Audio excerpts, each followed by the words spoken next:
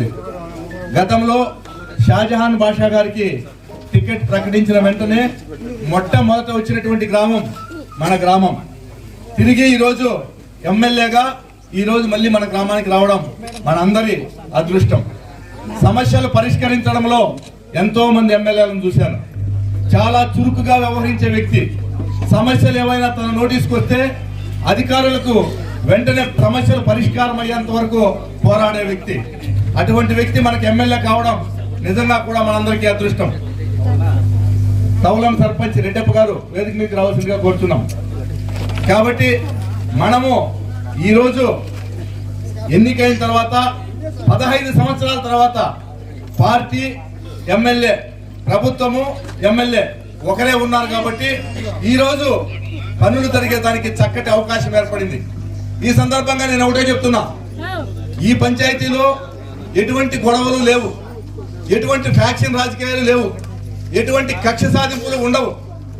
అందరూ కూడా కలిసిమెలిసి షాజహాన్ గారి నేతృత్వంలో గ్రామాన్ని అభివృద్ధి చేసుకునేదానికి మనందరము ప్రయత్నం చేద్దాం. ముఖ్యంగా ఆనాడు చిన్న వయసులో నన్ను సర్పంచం చేసినప్పుడు ఈ మండలంలో 2 పంచాయతీ బిల్డింగ్లు శాంక్షన్ చేస్తే ఈ మండలంలో మొట్టమొదట పంచాయతీ బిల్డింగ్ కట్టింది ఇక్కడ నేనే కట్టాను. ఆనాడు ఈ మండలంలో ఓహెచ్ఆర్ ఓవర్ హెడ్ ట్యాంకులు 2 కడితే 1994లో గుడ్లవారిపల్లి దగ్గర ఓహెచ్ఆర్ ట్యాంక్ మనమే కట్టాం. అంటే అభివృద్ధిలో ప్రతి స్కీమ్ను మొట్టమొదట వెంటబడి మన గ్రామానికి ఇంప్లిమెంటేషన్ చేసుకుంటాం. అయినా మనము కొత్త కాలనీల్లో వెనకబడి ఉన్నాం. ముఖ్యంగా గొల్లపల్లి కాలనీలో రోడ్లు లేవు, సిమెంట్ రోడ్లు లేవు. ఎమ్మెల్యే గారి నోటీస్కి నేను తీసుకొస్తున్నా, ఒక్క సిమెంట్ రోడ్డు కూడా లేని పల్లె గొల్లపల్లి కాలనీ. అదే విధంగా గుండ్లపుడుచు, ఆ ఊర్లో కూడా ఒక్క సిమెంట్ రోడ్డు లేదు. మిగతా చోట కొద్దిగా గొప్ప వేసాం కానీ అక్కడ పూర్తిగా వేయాల్సినటువంటి అవసరం ఉంది. అదే విధంగా వెంకటరమణ మాజీ మండల తెలుగుదేశం పార్టీ అధ్యక్షులు చెప్తూ ఉంటారు, ఒడ్డిపల్లిలో 3 ఎలక్ట్రికల్ పోల్ కావాలా, ఆ ఎలక్ట్రికల్ పోల్ వస్తే మాకు కాలనీకి పూర్తవుతుంది.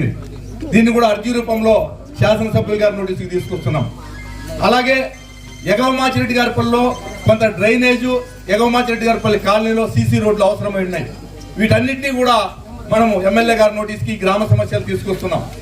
ఎమ్మెల్యే గారు మొట్టమొదట చేసింది ఏమంటే అందరి అధికారులను సమన్వయపరిచి R&B అధికారులకి డైరెక్షన్స్ ఇచ్చారు. మదనపల్లి, నిమ్మనపల్లి డబుల్ రోడ్డు వేయమని. అవి బహుశా ఎస్టిమేషన్లు కూడా వేసేస్తుంటారు. ఖచ్చితంగా ఈ టర్మ్ లో మదనపల్లి, నిమ్మనపల్లి డబుల్ రోడ్ అవుతుంది ఖాయంగా. అదే విధంగా గతంలో మనము రాచివేటివారిపల్లి దగ్గర చెక్ డ్యామ్ నిర్మించాం 1,30,00,000తో. అది చిన్న పక్కన తెగిపోయింది. దాదాపు 4-5 సంవత్సరాలుగా ఎవరు పట్టించుకోలేదు. ఈ ప్రభుత్వంలో షాజహాన్ గారి నోటీస్కి తీసుకొస్తున్నాం. దాన్ని రిపేర్ చేసి ఆ చెక్ డ్యామ్ ను, ఆ చెరువు కాలువలను కూడా, ముఖ్యంగా ఎగవమాచిరెడ్డి గారి చెరువు కాలువ, అప్రా చెరువు కాలువ, ముసలాయన చెరువు, తారకాన్ చెరువు కాలువలు, వీటిని కూడా రిపేర్ చేయాల్సినటువంటి అవసరం ఉంది.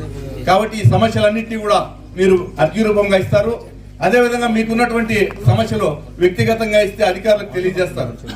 ఆనాడు తెలుగుదేశం పార్టీలో శాంక్షన్ అయినాయని చెప్పి ఇండ్లు ₹1 పడినాయని, లేదు బేస్మెంట్లు కట్టినారని ఆ బిల్లులన్నింటినీ ఆపేశారు. అటువంటి ఇండ్లకి మొదట ప్రయారిటీ ఇచ్చి బిల్లులు పెట్టి శాంక్షన్ చేయాల్సిందిగా నేను శాసనసభ్యుల వారిని కోరుతున్నాను. ఇవి మా గ్రామ సమస్యలు.